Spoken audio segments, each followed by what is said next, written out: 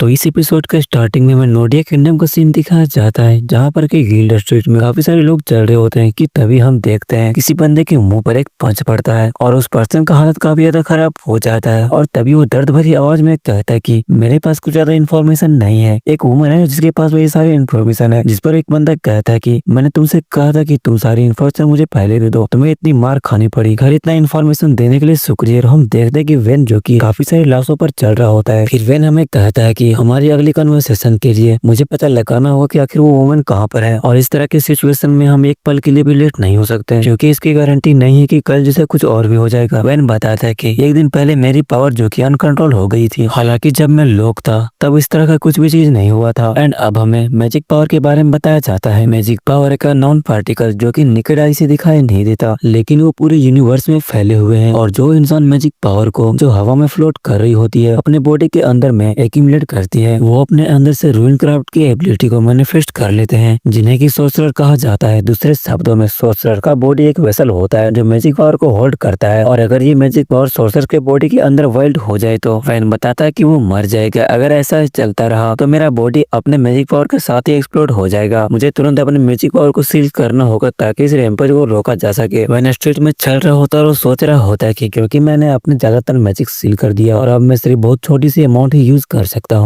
अगर मैं अपने मैजिक पावर को यूज करना जारी रखा तो फिर बात सिर्फ मेरे बालों के जलने तक खत्म नहीं होगी। सिर्फ मैजिक पावर को पूरी तरह से यूज करने के लिए मुझे पता लगाना होगा कि आखिर रैम्पेज हुआ ही क्यों था, और तब तक मेरे पास में कोई और चॉइस नहीं है, बस थोड़ी सी मैजिक पावर से ही काम चलाना पड़ेगा। वैन जो कि अपने ख्यालों में डूबा हुआ होता कि तभी वो एक बंदे से टकरा जाता है, जिस पर वैन जो कि इस बंदे से कहता है कि तुम मेरे रास्ते से हट जाओ क्योंकि तुम मेरे रास्ते को ब्लॉक कर रहे हो। और इस बंदे का नाम होता है जेनी। जेनी वैन से कहता है कि मैडम अन्ना डाल्टन फिलहाल इस जगह को यूज कर रही है तो तुम वापस जा सकते हो। वैन कहता है कि क्या ऐसा है तो तुम्हें ये बात मुझे पहले ही बता देना चाहिए था। और अगले ही सेकंड एमसी काफी गुस्सा हो जाता है और कहता है कि मैं इसी जगह को ढूंढ रहा होता है, और फटाक से उसके मुंह पर एक पंच मारता है जिससे जेनी की काफी बुरी हालत हो जाती है और वो वहीं पर गिर जाता है। और जाते हुए वैन उससे कहता है कि मुझे माफ करा, लेकिन तुम वहाँ पर थोड़ी देर तक आराम कर सकते हो। एंड हम देखते हैं कि वैन जो कि एक जगह पर एंटर करता है जहाँ 3 बंदे पहले से ही खड़ा होते हैं। वो वैन से कहते हैं कि आखिर तुम यहाँ पर कैसे आ सकते हो, आज कोई भी गेस्ट को रिसीव मत करो, और आखिर जेनी कर क्या रहा है। लेकिन वैन उनकी बातें को नजरअंदाज करते हुए कहता है कि मैं एक मर्सनरी कैसोरेक को ढूंढ रहा हूँ, सुना है यहाँ कोई है जो कि उस हरामी को जानता है। और तभी हम एक लड़की को देखते हैं जो कि बाथटब पर बैठी होती है, जो कि वैन की बात सुनकर कहते हैं कि ये सोचना भी काफी अजीब है कि कोई इतनी हिम्मत भी कर सकता है इस सर कैसोरेक के सीधे नाम से बुला रहा है। और तभी उन तीनों गार्ड में से एक जो कि वैन से कहता है कि क्या तुम्हें समझ में नहीं आ रहा, अगर तुम्हारी हिम्मत भी कैसी हुई हम तुम्हें यहीं पर मार देंगे। उनकी बातों को सुन वैन कहता है कि तेरी रिएक्शन देखकर लगता है कि मैंने सही जगह को ढूंढ लिया है, अब बताओ उसके बारे में जो भी कुछ तुम जानते हो, तुम सबके सब बक दे यहाँ पे। जिस पर वो लड़की कहती है कि तुम पागल तो नहीं हो गए। और साथ ही ये लड़की जो कि अपने गार्ड्स को ऑर्डर करती है कि इस छोटे से कमीने को मारकर मेरे पास में ले आओ। और ये लेडी कोई और नहीं बल्कि अन्ना डाल्टन होती है, जो कि नोडिया किंगडम की ब्लैक मार्केट की नंबर 1 इंफॉर्मेशन ब्रोकर होती है। और इधर हम इसके तीनों बंदों को देखते हैं जो कि अपने पावर को अनलॉक करने लगते हैं, इनकी बॉडी धीरे धीरे ट्रांसफॉर्म होने लगती है और अचानक ये तीनों लोग जो कि एक बुल्फ टाइप के मॉन्स्टर बन जाते हैं। और वैन को देख ये तीनों घुराने लगते हैं। अचानक वैन पर तीनों को एक साथ ही अटैक कर देते हैं। और अब इधर वैन भी अपने फाइट के लिए रेडी हो जाता है और कहता है क्या सीरियसली मैं तो बात करके पीसफुली सब कुछ रिजोल्व करना चाहता था। वो पहले वाले मॉन्स्टर के अटैक को डोज कर उसके पेट पर अपने पंच से हिट करता है, जिससे वो काफी दूर जाकर गिरता है। और वैन कहता है कि लेकिन तुम लोग हर बार मुश्किल बना देते हो। और तभी साइड से एक और मॉन्स्टर जो कि वैन पर अटैक करता है, लेकिन वैन उसे नोटिस कर लेता है और उसका अटैक को डोज कर लेता है। वैन इन दोनों से थोड़ा डिस्टेंस में जाकर अपने पावर को थोड़ा बूस्ट अप करता है। ये दोनों मॉन्स्टर जो कि वैन की तरफ देख रहे होते हैं कि तभी वैन काफी स्पीड में इन दोनों की तरफ बढ़ने लगता है। वैन का स्पीड और पावर इतना पावरफुल होता है कि वैन के एक ही स्ट्राइक से इन दोनों की बॉडी वहीं पर डिस्ट्रॉय हो जाती है। यहाँ तक इन दोनों मॉन्स्टर के मरने के बाद पीछे की दीवार पूरी तरह से टूट जाती है, जिसके बाद वैन उस लेडी से कहता है कि तो अब क्या तुम मेरे साथ में पीसफुली कन्वर्सेशन करना चाहती हो। जिस पर ये लेडी वैन से कहती है कि तो तुम एक सोर्सर थे, लेकिन अब मैं क्या ही कर सकते हैं क्योंकि सर कैसोरेक अब यहाँ पर नहीं है। वैन पूछता है कि अगर वो यहाँ पर नहीं है तो फिर कहाँ पर गया है। फिर ये लेडी कहती है कि मैं जिंदा रहने के लिए इन्फॉर्मेशन बेचती हूँ, तो जब तक तुम मुझे कुछ पे नहीं करता तब तक मैं तुम्हें कुछ नहीं बताने वाली। वैन कहते आखिर तुम्हें कितना चाहिए, जिस पर ये लेडी कहती कि वाह क्या बात है, तुम तो अचानक अपने समझदार रवैये में आ गए हो। वैन बताता है कि तुम्हें कुछ गलतफहमी हुई है, मैं कोई मर्डर नहीं हूँ, बस वो लोग मुझे मारने आए थे इसलिए मैंने उसे मार दिया, और अगर तुम मुझे अच्छी जानकारी देती हो तो मैं तुम्हें काफी अच्छा सरप्राइज भी देने वाला हूँ। ये लेडी कहती है कि सर कैसोरेक के बारे में सारी इन्फॉर्मेशन चाहिए तो उसकी करंट मूवमेंट को भी इंक्लूड कर टोटल 10,000 गोल्ड होगा। और ये इस जानकारी का सही अमाउंट है। जिस पर वेन कहता है कि यार ये कुछ ज्यादा ही महंगा नहीं है। जिस पर लेडी कहती है कि अगर तुम्हें जानकारी चाहिए तो तुम्हें पैसे पे करने होंगे। फिर वेन वहाँ से जाने लगता है। इस लेडी से कहता है कि अगर तुम्हें पैसे की जरूरत है तो तुम थोड़ा मेरा वेट करो, मैं पैसे लेकर आता हूँ। इस पर ये लेडी कहती है क्या तुम्हारे पास कोई तरीका है पैसे कमाने का? फिर वेन से ये लेडी पूछती है आखिर तुम सर कैसे रख के क्यों ढूंढ रहे हो, क्या उन्होंने आपकी फैमिली को मार दिया? जिस पर वेन कहता कि तुम अपने बिजनेस से मतलब रखो, नहीं तो तेरा शक्ल दिखने लायक भी नहीं होगा। जिस पर ये लेडी कहती कि अरे क्या बात है, तुम तो कुछ ज्यादा ही गुस्से में हो। फिर वेन वहाँ से चला जाता है। ये लेडी कहती सच में यार ये कितना डरावना था। सीन कट होता है, हमें नोडिया किंगडम के मर्सनरी स्ट्रीट का सीन दिखाया जाता है। इसके बाद में वेन जो कि एक मर्सनरी रजिस्ट्रेशन ऑफिस में जाकर अपने आप को एक मर्सनरी के रूप में तब्दील कर लेता है। वेन पूछता कि काम कब से स्टार्ट करना पड़ेगा, जहाँ पर वो पर्सन कहता है कि मर्सनरी का काम तो खुद में ही जल्दी हो जाता है, लेकिन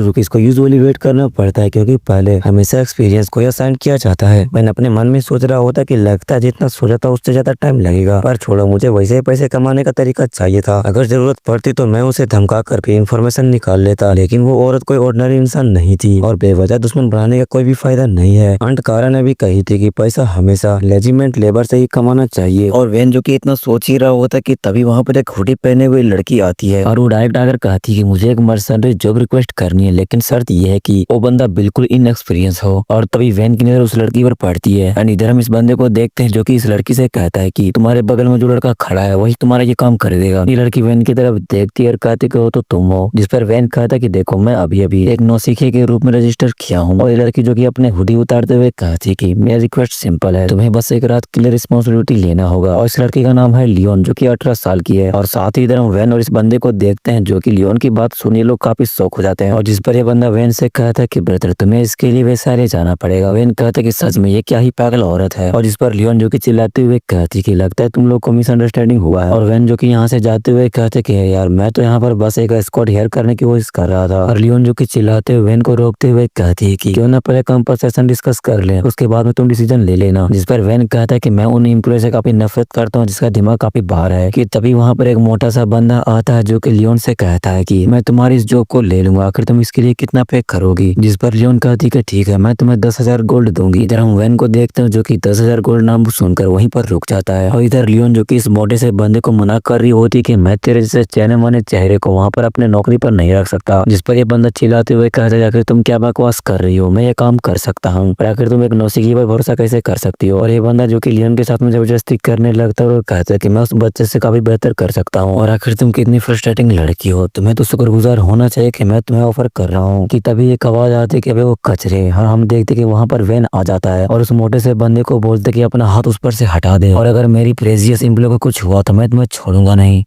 और अब सीन कट होता है, हमें जंगल का सीन दिखाया जाता है जहाँ पर काफी सारे लोगों की लाशें पड़ी होती है। जहाँ पर कोई पर्सन गिड़गिड़ा रहा होता है प्लीज कम से कम मेरे बेटे को तो छोड़ दो। जिस पर कुछ पर्सन कहते रहे ये तो बस गरीब किसान का घर है, पैसों के कुछ भी नहीं है, लेकिन अगर हम इनके ऑर्गन्स निकाल ले तो कमाई ठीक ठाक हो जाएगी, बताओ हमें क्या करनी चाहिए? और जिस पर दूसरा पर्सन कहता है कि जो चाहो वो करो, लेकिन ज्यादा इंपॉर्टेंट बात यह है कि कल वाला काम याद रखना, कल हमें ल्यू हाउस होल्ड की बेटी को उठाना है। जिस पर ये मास्क वाला बंदा बोलता है हाँ मुझे पता है। और जिस पर उसके साथ वाला मॉन्स्टर जो कि कहता है कि 3 सबसे बेहतरीन आदमी को चुन लो और उन्हें स्टैंड बॉय पे रख लो और जल्दी से उन लोगों को तैयार करो। जिस पर ये बंदा बोल देगा तो ठीक है, लेकिन अगले ही पल में ये मॉन्स्टर जो कि इसी बंदे को हवा में उठा लेता है। जिस पर ये बंदा कहता है कि क्या मैंने कुछ गलत कह दिया? जिस पर ये मॉन्स्टर जिसका नाम मिरेकल होता है ये कहता है यार कुछ भी नहीं है, बस बात इतनी कि इनमें से अकेला मेरा मन को शांत नहीं कर पाएगा और इसलिए हम तुम्हें साथ में ही डिसेक्ट करेंगे। सीन कट होती हमें लियोन को दिखाया जाता है जो कि मीट खा रही होती है और काफी शांत होती है। कि तभी वो अपने हाथ को मेज पर रखती है और वो पूरा एरिया जो कि शांत हो जाता है। कि तभी लियोन जो कि चिल्लाते हुए कह रही है यार ये खाना कौन ही खा सकता है? इस पर वेन कहता है क्या ये खाना उतना टेस्ट नहीं है? जिस पर लियोन जो कि वेन से कहती है कि पर यार सबसे पहले तुम उस पर्सन को चेयर बनाना छोड़ दो। इस पर वेन कहता है कि तुम ये मत बताना कि तुम उस पर बैठना चाहती हो। लियोन कहती है कि मैं उस पर बैठना नहीं चाहती, बस उसे यहाँ से जाने दो। और लियोन जो कि याद कर रही होती है कि वेन ने उस बंदी को किस तरह से पीटा था और वो सोच रही होती कि स्किल्ड और एक न्यूबी जिसका पेपर ट्रायल नहीं है, बिल्कुल इसी टाइप का मर्सनरी चाहिए था मुझे। और इधर हम वेन को देखते हैं जो जो कि उस बंदे को जाने देता है, जिस पर वेन कहता है कि यार ये वो कितना आरामदायक था, और जिस पर लियोन कहती है कि अरे यार लोगों को ऑब्जेक्ट की तरह यूज करना बंद करो। वेन कहता है कि तो चलो हम अपने बिजनेस पर बात करते हैं, तो तुम मुझे अपनी एक स्कोर की तरह रखनी चाहती हो, तो ठीक है अब तुम मुझे बताओ कि मैं तुम्हें कितनी दूर तक ले जा सकता हूँ। लियोन बताती है कि बस उन्होंने किंगडम के बॉर्डर तक जाना है, और अगर हम जंगल को पार करेंगे तो एक ही दिन में पहुंच जाएंगे। और जिस पर वेन पूछता है कि अगर तुम एक सिंपल स्कोर पर 10,000 गोल्ड क्यों यूज कर रही हो। खैर मुझे ऐसा लग रहा है कि ये काफी डेंजरस काम होने वाला है, जैसे कोई पावरफुल हाउस का सेक्शन हो या फिर कोई फॉरगेटिव। और देखो मैं तुम्हारी आइडेंटिटी पे डाउट नहीं कर रहा हूँ, मैं बस एक प्रोडक्शन के तौर पर मैं पूछ रहा हूँ। और जिस पर लियोन कहती है कि मेरे बारे में इतना सोचने की जरूरत नहीं है, क्योंकि मैं सिर्फ एक सिंपल एक अमीर घर की बेटी हूँ और मेरे फादर मुझसे कुछ ज्यादा ही प्यार करते हैं। और देखो अगर मैं तुम्हारी नजरों में इतना सस्पिशियस लग रही हूँ तो मैं किसी और को हायर कर लेती हूँ। और जिस पर वेन जो कि अपने कॉफी पीते हुए कहता है क्या सस्पिशियस, अरे मैं अपने प्रेशियस कस्टमर के साथ में इतना रूड कैसे हो सकता हूँ। और लियोन जो कि अपने मन में ही सोच रही होती है कि ये लड़का काफी कमीना है। इधर वेन जो कि लियोन से पूछता है कि आखिर हमें कब निकलना है, जिस पर लियोन कहती है कि हम जितना जल्दी निकलेंगे हमारे लिए उतना बेहतर होगा। वेन जो कि अपने चेयर से उठते हुए कहता है कि तो चलो हम भी निकलेंगे, क्योंकि मैं अपने क्लाइंट का वैल्यूएबल टाइम को बर्बाद नहीं करना चाहता। और जिस पर लियोन भी जाने के लिए रेडी हो जाती है। और अब हमें गेस लियोल्सो माउंटेन्स का सीन दिखाया जाता है, जहाँ पर कि उन माउंटेन्स को पार करते हुए लियोन और वेन जो कि जा रहे होते हैं, जिस पर लियोन वेन से कहती है कि ऐसा लग रहा है कि हम दोनों हाफ रास्ते पार कर चुके हैं। वेन कहता है कि हाँ तुम ठीक कह रही हो, लेकिन इधर लियोन जो कि अपने मन के अंदर सोच रही होती है कि अभी तक सब कुछ अच्छा है, अगर हम इसी रेट से चलते रहे तो हम सुरक्षित वहां तक पहुंच जाएंगे, शायद मुझे कोई आदमी को हायर करने की जरूरत नहीं पड़ती थी, मैं ऐसे ही आ जाती क्योंकि यहाँ पर कोई भी डेंजर नहीं है। लियोन इतना सोच ही रही होती कि तभी वेन जो कि उसे रुकने के लिए कहता है। लियोन वेन से पूछती है कि क्या गलत है, लेकिन वेन उसे शांत रहने के लिए कहता है। और इधर वेन जो कि किसी की माना की परचेज को फील करने की कोशिश कर रहा होता है। जब वेन देखता तो उसे पता चलता है कि कुछ लोग जो कि उसी की तरफ बढ़ रहे हैं। वेन को लगता है कि उसकी तरफ 3 लोग आ रहे हैं, लेकिन तभी उसे पता चलता है कि नहीं 3 नहीं बल्कि 4 आ रहे हैं, और ये चौथा बंदा जो कि उनमें से स्पेशली काफी डेंजर है। और हम देखते हैं कि मिरेकल मॉन्स्टर जो कि वेन की तरफ बढ़ रहा होता है, तभी अपने हाथ से वो अटैक करने लगता है। और वेन से कहता है कि देखो बेटे ताकाजाकी करना बुरी बात है। मिरेकल मॉन्स्टर के अटैक को देख लेता है और उसके अटैक को डॉज कर लेता है। मिरेकल मॉन्स्टर जो कि अपने आदमी से कहता है कि वो लियोन फैमिली की बेटी है तो उसे जिंदा पकड़ना है। और इधर वेन ये देखकर शौक होता है कि उसकी अटैक जो कि पूरी जमीन को ही चीर दिया है। लियोन वेन से पूछती है आखिर ये क्या चीज है। वेन कहता है कि ये वार्निंग है। अभी वेन को अपने राइट साइड से कुछ फील होता है और वो उसके तरफ मोड़ता है, तो हम देखते हैं कि वेन की तरफ 3 लोग जो कि अपने स्वॉर्ड के साथ में अटैक कर देते हैं। वेन जो कि उनके अटैक को अपने हैंड से ही रोकता है, और उनमें से एक जो कि लियोन को पकड़ने जाता कि तभी वेन को ये बात पता चल जाती है और वो अपने आप को डिफेंस कर वो अपने किक के साथ में उस पर्सन पर हिट करता है। वेन उस पर्सन को इतना कस के हिट करता है कि वो पर्सन जो कि काफी दूर जाकर गिरता है। तभी 2 पर्सन और जो कि वेन पर अटैक करता है, लेकिन वेन उनके अटैक को डॉज करता है और साथ ही लियोन को पकड़कर उसे साइड कर ले जाता है। और जिसके बाद में वेन को देखते हैं जो कि अपने हाथ पर लगी हुई पट्टी को खोलने लगता है, उसके कारण उसके अंदर से उसकी ब्लैक एनर्जी जो कि निकलने लगती है। और वेन लियोन से कहता है कि मैम आप अभी और इसी वक्त से आप मेरे पीछे ही रहेंगे। और जिस पर लियोन कहती है कि तो ठीक है। जिसके बाद में वेन जो कि इन दोनों बंदे से पूछता है आखिर तुम लोग कौन हो, क्या तुम लोग कोई बैंडिट्स हो। और उसमें से एक मास्क वाला बंदा जो कि कहता है चुपचाप उस वुमेन को हमारे हैंड ओवर कर दो और तुम चुपचाप यहाँ से चले जाओ। जिस पर वेन कहता है कि अगर तुम मुझे 10,000 गोल्ड दोगे तो मैं उसे छोड़ दूंगा। जिस पर ये मास्क वाला बंदा कहता है कि तुम बेवकूफी कर रहे हो। और फिर वो दोनों जो कि वेन पर अटैक कर देते हैं, और फिर वेन जो कि 1 वर्सेस 2 करने के लिए रेडी होता है। काफी सारे पंचेस जो कि एक दूसरे को लगा रहा होता है, और एमसी जो कि अभी इन दोनों को नॉर्मल पंचेस मार रहा होता है गम गम नोमी को यूज कर बोले तो लूफी ही कह दे।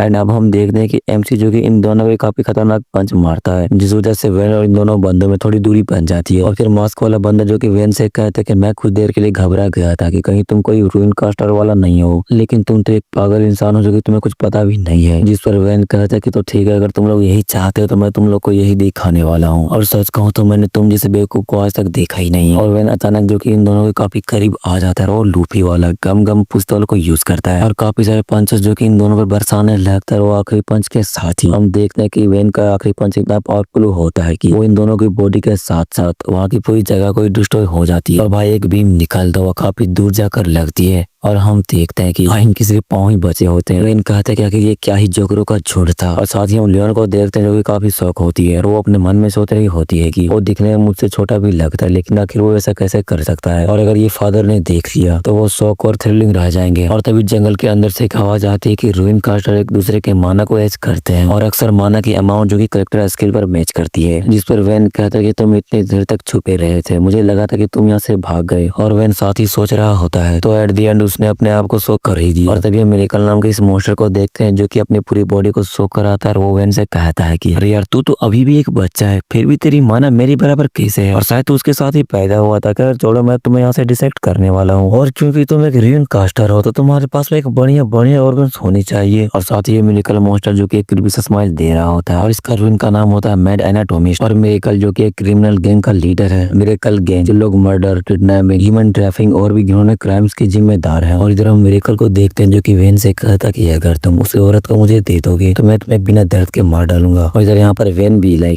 चलना चूतिए, जो सुनकर मिरेकल काफी गुस्सा हो जाता है, अपने अटैक के साथ में ही वेन पर अटैक कर देता है। और अपने तरफ अटैक आता हुआ देखकर वेन जो कि लियोन से कहता है कि मैम। लियोन कहती है कि यस बोलो ना क्या कर रहे हो, जिस पर वेन कहता है कि तुम्हारे बारे में जो सुना था कि तुम एक बस ऑर्डिनरी मर्चेंट की बेटी हो, आप तब से मुझसे झूठ बोल रही थी, क्या मैं सच कह रहा हूँ ना, तो मुझे जल्दी से सच सच बता दीजिए। इधर हम लियोन को देखते हैं जिसकी हालत काफी खराब होती है, और लियोन जो कि कहती है प्लीज मुझे बचा लो। एंड तभी वेन जो कि लियोन को उठाता है, और वेन जो कि मिरेकल की उस अटैक के सामने लियोन को खड़ा कर देता है। और लियोन इस बात से काफी डर जाती है, वो वेन को गाली देते हुए कहती है आखिर तुम कहीं पागल तो नहीं हो गए हो। और इधर हम मिरेकल को देखते हैं जो कि इस बात से वो भी काफी शौक होता है, और जब वो वेन की तरफ देखता है तो वेन जिसे घंटा भी फर्क नहीं पड़ रहा होता है, और मिरेकल का वो अटैक जो कि काफी पावरफुल लग रहा होता है। और अचानक हम देख दे कि मिरेकल का वो अटैक जो कि लियोन को लगता ही नहीं, लियोन का वो अटैक जो कि लगने से पहले वहीं से मुड़ गया होता है। और इधर हम लियोन और इस मिरेकल मॉन्स्टर को देखते हैं जो कि काफी शौक होते हैं, वो चिल्लाते हैं वेन से कहता है कि पागल हो क्या तुम, ये भी ऑलमोस्ट मरने ही वाली थी। इधर वेन जो कि सोच रहा होता कि इसे मेरे एम्प्लॉय को मारने का गोल नहीं है बल्कि उसे पकड़ने का है, इसका मतलब वो मेरे एम्प्लॉयर को किडनैप करने की कोशिश कर रहा है, और मेरे होते वैसे हो नहीं सकता। और इधर लियोन जो कि वेन को गाली दे रही होती है कि तुम क्या कर रहे थे, क्या तुम मुझे मारना चाहते हो। और इधर मिरेकल भी वेन को गाली दे रहा होता है कि तुम तो इसकी बॉडीगार्ड हो, आखिर तुम इसे मारने की कोशिश क्यों कर रहे हो। लेकिन इधर वेन जो कि सोच रहा होता है कि बस एक पल के लिए सही, उसने पूरी डायरेक्शन को ही ट्विस्ट कर दिया कि वो एक सोर्सर है जो माना को मैनिपुलेट करने में एक्सपर्ट है। और जिसके बाद में वेन जो कि लियोन से कहता है कि फिलहाल के लिए मैं तुम्हारी झूठ को नजरअंदाज करता हूँ, जिस पर लियोन कहती है कि तुम मुझे अभी धोखा दे रहे थे और तुम मुझे सफाई भी कर रहे हो। जिस पर लियोन कहता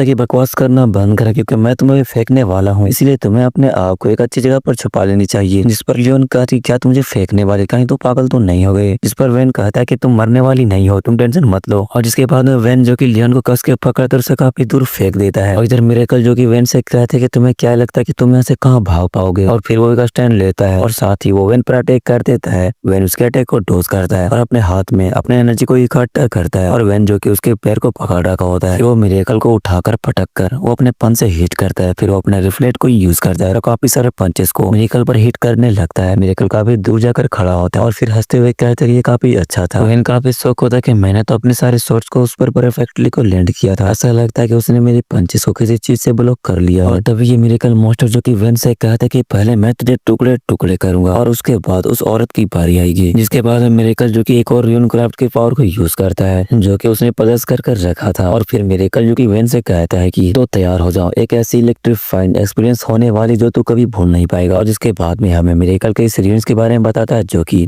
एक साइकोनेसिस रूइंस होता है, जिससे माना को यूज करके किसी भी ऑब्जेक्ट की फिजिकल स्टेट को मैनिपुलेट करना हो। एक ऐसी एबिलिटी जो एक ही पल में अपने पावर को ब्रस्ट के फॉर्म में डिस्चार्ज कर सकती है, बिल्कुल शॉक वेव की तरह। और फिर मिरेकल जो कि वेन की तरफ एक अपने बीम को भेजती है जिससे कि वह काफी मुश्किल से डॉज करता है। मिरेकल का वो बीम जो कि उसके काफी पास से गुजर जाता है। मिरेकल काफी तेजी से वेन की तरफ बढ़कर उस पर अटैक करने लगता है, जिसे कि वेन अपने हाथों से ब्लॉक कर रहा होता है। और फिर साइकोनेसिस रूइन के बारे में बताया जाता है कि जबरदस्त हैंड टू हैंड कॉम्बैट, और उसका पूरा जिस्म साइकोनेसिस एनर्जी से ढल चुका होता है जैसे एक लिविंग वेपन हो। मिरेकल की अटैक से वेन थोड़ा दूर जाकर सकता है और फिर से इन दोनों में कॉम्बैट फाइट स्टार्ट हो जाती है, जहाँ पर वेन अपने रिफ्लेक्ट को यूज करके उसके अटैक से डॉज कर रहा होता है। कि तभी मिरेकल जो कि फिर से वेन के ऊपर में अपने माना से अटैक करता है, जिसे कि वेन काफी मुश्किल से डॉज करता है। और फिर वेन जो कि मिरेकल पर अपने पंच से अटैक करने लगता है, लेकिन मिरेकल के आजू बाजू एक प्रोटेक्टिव सील अपेयर हो जाती है जो कि एक फॉर्मेडेबल डिफेंस है, जो कि साइकोनेसिस एनर्जी को सील्ड की शक्ल में कंडेंस करके हर अटैक को ब्लॉक करती है। और इधर वेन जो कि मिरेकल से कुछ डिस्टेंस लेता है और वो सोचता है कि इसका रूइनक्राफ्ट कुछ ज्यादा ही अननोइंग है। और जिसके बाद मिरेकल मॉन्स्टर जो कि वेन से कहता है कि ये बेकार है, हमारी हमारी माना की मात्रा शायद बराबर हो सकती है, लेकिन हमारे व्यूज की एबिलिटीज काफी ज्यादा अलग है। और अगर तुम मेरे लिए काम करेगा तो मैं तुम्हें अभी भी छोड़ दूंगा। और हाँ, मुझे नहीं पता कि वो लड़की तुम्हें कितना दे रही है, लेकिन अगर तुम मेरे साथ में रहेगा तो तुम उससे कई गुना ज्यादा कमा सकते हो। जिस पर वैन कहता है कि देखो वो औरत जो कि मुझे 10,000 गोल्ड जो कि दे रही है। और वैन के इस बात पर मिरेकल मॉन्स्टर जो कि हंसते हुए कहता है कि 10,000 दो गाँव को लूट लो तो चिल्लर पैसे वैसे ही आ जाएंगे। हमारे स्किल के लिए तुम्हें बहुत ही कम पैसे मिल रहा है। लेकिन इधर हम वैन को देखते हैं जो कि काफी गुस्सा हो जाता है। और मिरेकल मॉन्स्टर से कहते हैं कि आखिर तुमने भी क्या कहा कि गाँव को लूटना। जिस पर ये मिरेकल मॉन्स्टर भी कहता है कि बिल्कुल सही, assassination, kidnapping, robbery, human trafficking सब कुछ करते हैं हम बिना एक भी सवाल किए, और इससे हम ढेर सारी कमाई करते हैं। तो बताओ कैसा लगा। और इधर हम वैन को देखते हैं जो कि कुछ देर तक चुप रहता है और फिर वो हंसने लगता है, जो देख कर मिरेकल मॉन्स्टर कहता है कि मुझे पता था मेरी जज ऑफ कैरेक्टर हमेशा परफेक्ट होती है और तुमने जो मुझसे सुना वो तुम्हें पसंद आया। और इधर वैन जो कि अपने पावर को अनलॉक करता है और वो कहता है कि मैं इस बात पर हंस रहा हूँ कि मैं कितना पैथेटिक हूँ, क्योंकि मैं तुमसे अभी बात कर रहा हूँ। और जिस बात से मिरेकल मॉन्स्टर भी काफी शौक होते हैं कि देख क्या कह रहा है। और वैन कहता है कि क्या मैं सच में तुम जैसे कीड़े मकोड़े के साथ में बात कर रहा हूँ, और अब तो मैं फैसला कर लिया कि मैं तुम्हारे टुकड़े टुकड़े कर दूंगा। और इधर वैन जो कि डांस कर रहा होता है बिल्कुल सोलो लेवलिंग वाला चिन्हू और गोकू की तरह। और इधर मिरेकल मॉन्स्टर जो कि वैन की इस बात से काफी गुस्सा हो जाता है और कहता है कि यार मैं तो तुम्हें एक अपॉर्चुनिटी दे रहा था। लेकिन वैन जो कि इसकी बात सुनने के लिए नहीं रुकता और इस पर अटैक करने लगता है। जिस पर ये मिरेकल मॉन्स्टर कहता है आखिर तुम क्या कर रहे हो, मैंने तुम्हें कहा था कि तुम मेरे डोमेन को नहीं तोड़ सकते। लेकिन वैन कहाँ रुकने वाला था। वैन मानो लूफी का गमा गमा पिस्टल को यूज कर रहा हो। वैन लगातार मिरेकल मॉन्स्टर के डोमेन के ऊपर अटैक करता रहता है। काफी सारे पंचेस मारने के बाद में आखिरकार वैन जो कि उस मिरेकल मॉन्स्टर के डोमेन को तोड़ देता है, जिस बात से मिरेकल मॉन्स्टर भी काफी शौक में होता है। और अचानक वैन का एक खतरनाक पंच और उस मिरेकल मॉन्स्टर का राइट आर्म जो कि पूरी तरह से डिस्ट्रॉय हो जाता है। और साथ ही वैन यहाँ तक नहीं रुकता, वो उसके पेट में खतरनाक पंच मारता है और जिस वजह से वो मिरेकल मॉन्स्टर काफी दूर जाकर गिरता है। और जिसके बाद में वो वैन से काफी गुस्से में कहता है तुम बदतमीज हरामी, अब मुझे तुम्हारे ऑर्गन्स में कोई भी दिलचस्पी नहीं है, ये तुम्हारी सजा है, मेरी दया को ठुकराने का कीमत। इधर मिरेकल मॉन्स्टर जो कि इतना गुस्सा हो जाता है कि उसके अंदर से एनर्जी निकलने लगती जो कि काफी दूर से दिखाई भी देती है। और फिर वो अपने एक ही हाथ से एनर्जी इकट्ठा करने लगता है। वो कहते कब मैं तुम्हें दिखाता हूँ असली पावर। और मिरेकल मॉन्स्टर जो कि अपनी साइकोनेसिस के ब्लड स्ट्राइक को रेडी कर रहा होता है और फिर अचानक से अपने ब्लड स्ट्राइक को वैन पर अटैक कर देता है। मिरेकल मॉन्स्टर की पावर इतनी खतरनाक होती है कि वहाँ पर पूरी जंगल में एक शॉकवेव जनरेट हो जाती है और एक काफी खतरनाक एनर्जी बीम जो कि वैन की तरफ छोड़ता है, जिसे कि वैन अपने हाथ से रिफ्लेक्ट कर देता है। ये देख कर ही मिरेकल मॉन्स्टर पे काफी शौक होता है और वो चिल्लाते हुए वैन से कहता है कि मुझे पूरा यकीन है कि हमारे माना लेवल सिमिलर है, लेकिन ये कैसे मुमकिन है कि तुम मेरे साइकोनेसिस के इस एनर्जी को झेल सकते हो। जिस पर वैन कहता है कि तो तुम्हारा और मेरा माना सिमिलर है, तो ठीक है अब इसे देखो। और इधर वैन जो कि अपने पावर का थोड़ा सा हिस्सा बढ़ाता है। मिरेकल मॉन्स्टर जो कि वैन के इस प्रेजेंस को देखकर काफी ज्यादा डर जाता है। या आखिर ये क्या बवाल चीज है। मिरेकल मॉन्स्टर जो कि वैन के इस प्रेजेंस को देखकर इतना डर जाता है कि वो अपने मन में सोच रहा होता है कि आखिर ये एक इंसान कैसे हो सकता है, ये तो एक मॉन्स्टर है, ट्रूली मॉन्स्टर है। मिरेकल मॉन्स्टर इधर इतना सोच ही रहा होता है कि इधर वैन जो कि इसके काफी करीब पहुंच चुका होता है और वो कहता है कि तो चलो आप भाड़ में जाओ। और जिसके बाद हमें असुरा रूइन के बारे में बताया जाता है, जो कि पहला मैनिफेस्टेड आर्मामेंट यानी हैरिसन फिस्ट, एक ऐसा जायंट टूल है जो कि पार्टिकल लेवल पर मैटर को मिटा देने की शक्ति से इम्यून है और इसकी डिस्ट्रक्टिव पावर सीधा यूजर के माना के प्रोपोर्शन में होती है। और साथ ही इधर वैन को देखते हैं जो कि मिरेकल मॉन्स्टर पर काफी सारे पंचेस मारता है और लास्ट में वैन जो कि अपने पावरफुल पंच के साथ ही उस मिरेकल मॉन्स्टर के बॉडी को चीरते हुए आर पार हो जाता है। और साथ ही ये मिरेकल मॉन्स्टर जो कि यहीं पर मारा जाता है और जिसके बाद में वैन जो कि अपनी पट्टियों को उठाकर अपने हाथ में लपेटने लगता है, जिसके बाद वैन वहां से जाने लगता है। एंड अचानक मिरेकल मॉन्स्टर की बॉडी जो कि वहीं पर डिस्ट्रॉय हो जाती है, लेकिन वैन जो कि अभी भी अपने हाथ में पट्टियां बांधते हुए काफी स्टाइल से जा रहा होता है। और फिर लास्ट में वैन कहता है कि तो क्या मैं अब जाकर हमारे प्यारे एम्प्लॉयर को ले आऊं, और जिसके साथ ही ये सीन कट होता है।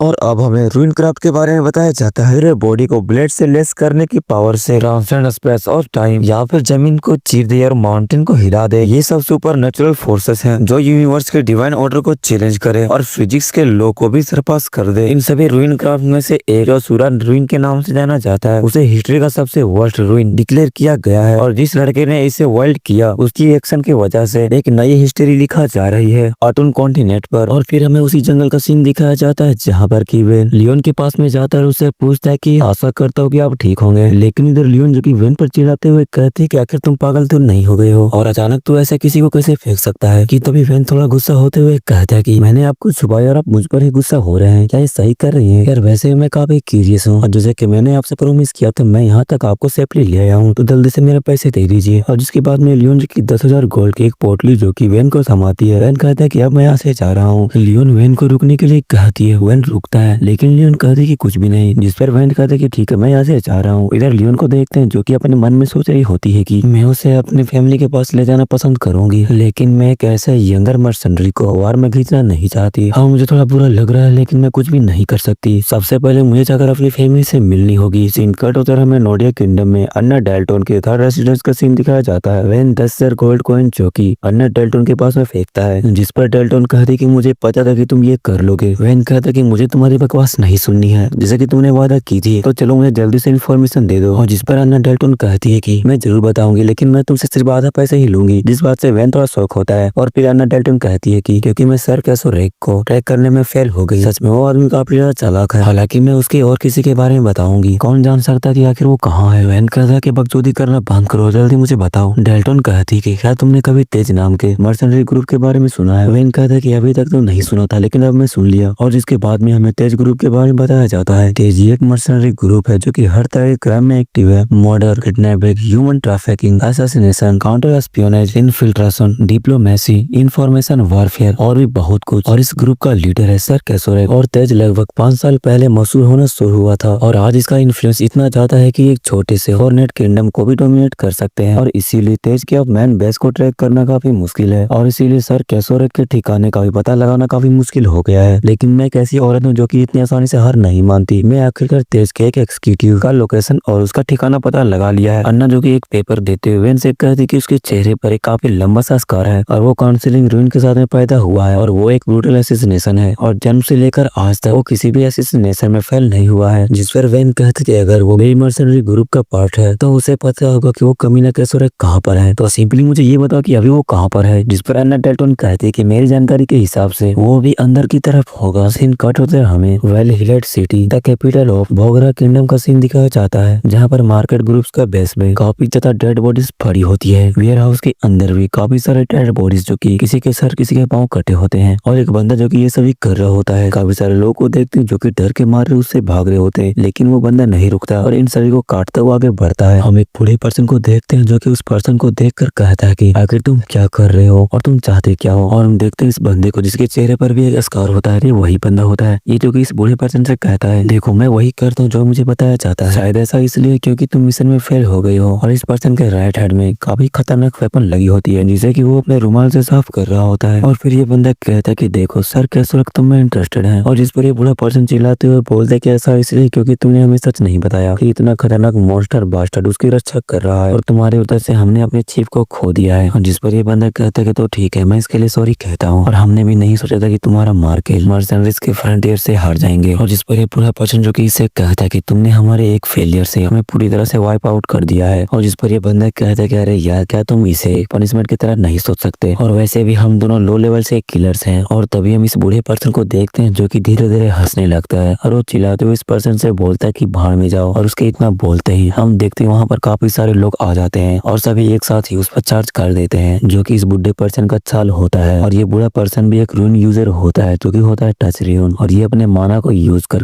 एक काफी बड़ा सा हैंड बना लेता है जिससे कि वो फ्रीली मैनिपुलेट कर सकता है। और हम देखते हैं कि इसने अपने माना की मदद से इस बंदे को पकड़ कर रखा होता है, और इसके सारे किलर्स जो कि इस बंदे पर एक साथ ही अटैक कर देते हैं। जिस पर ये बंदा कहता है कि देखो मैं तुम लोगों से एडवांस में माफी मांग ले रहा हूँ। और अगले ही पल में वो उनके कैद से बाहर भाग गया होता है, जो देख के ये सारे किलर्स यहाँ तक कि ये बुढ़ा भी काफी शौक होता है। और अचानक ये उन सभी के पीछे में अपैर होता है, और इन सभी को सोचने तक का भी मौका नहीं मिलता है, और ये इन सभी को मार डालता है। फिर हमें आधी रात का सीन दिखाया जाता है जहाँ पर एक पर्सन आता है और उससे कहता है कि ऐसा लगता है कि तुमने सब कुछ संभाल लिया है। जिस पर ये बंदा कहता है कि अभी क्या तुम अंधे हो, तुम देख नहीं सकते यहाँ पर पूरी जगह जो कि ब्लड से भरी हुई है, और अगर तुम्हें विश्वास नहीं है तो तुम अंदर जाकर चेक कर सकते हो। और जिस पर ये मास्क वाला बंदा कहता है कि आखिर मैं ऐसा कैसे कर सकता हूँ, मुझे पता है कि तुम इसे क्लियर जरूर कर दिए होगे। जिस पर ये कहता है कि अगर तुमने सब कुछ क्लियर कर लिया हो तो तुम यहाँ से बाहर में जाओ। जिस पर ये बंदा कहता है कि वो तो ठीक है, लेकिन एक इन्वेस्टिगेशन चल रही है, वो मर्सनरी जिसने मिरेकल को मार दिया है, और सूत्रों से पता चला कि देखिए उसकी आंखें और उसके गले के नीचे में काले काले निशान है। और जिस पर ये बंदा कहता है कि हाँ मुझे पता है, मैं सुन रहा हूँ कि तुम उसके बारे में किस तरह से बता रहे हो, और मुझे पता है कि अगला टारगेट मेरा वही है और मुझे उसे मारना है। और जिस पर ये बंदा हंसते हुए कहता है कि जैसे कि एक्सपेक्ट था, इसीलिए सर केशव आपको इतना पसंद करते हैं। जिस पर ये बंदे कहते हैं कि बकवास करना बंद करो। और जिसके बाद में ये बंदा यहाँ से जाते हुए कहता है कि आज मैं तुम्हारे लिए सर केशव के सामने काफी बड़ी बड़ी हाके मारूंगा। और इसके जाने के बाद में ये बंदा जो कि अपने पास से एक सिगरेट निकालता है और एक चैन की सांस लेते हुए सिगरेट को पीने लगता है। और ये बंदा उसके बारे में याद कर रहा होता है जिसने मिरेकल को मारा, कि इसकी आंखों और उसके गर्दन के नीचे काले काले निशान। और तभी वहां पर एंट्री होती है वेन की, जो कि कहता है कि अगर ये बोगरा किंगडम है तो यहाँ से काफी पास है। अब लास्ट क्वेश्चन, उस साले का नाम क्या है? और ये बंदा भी वेन को देख लेता है और वो कहता है कि सच में मुझे मारने वालों की संख्या बढ़ती जा रही है। और इसका नाम होता है हाक्सा, टेक मर्सनरी ग्रुप का एक्जीक्यूटिव। और ये चैप्टर यहीं पे खत्म होती है। इसके अलावा मैंने इसके सारे चैप्टर्स को एक्सप्लेन कर दिया है। आगे के चैप्टर्स आएंगे तो मैं लॉन्ग वीडियो बनाऊंगा, ठीक है।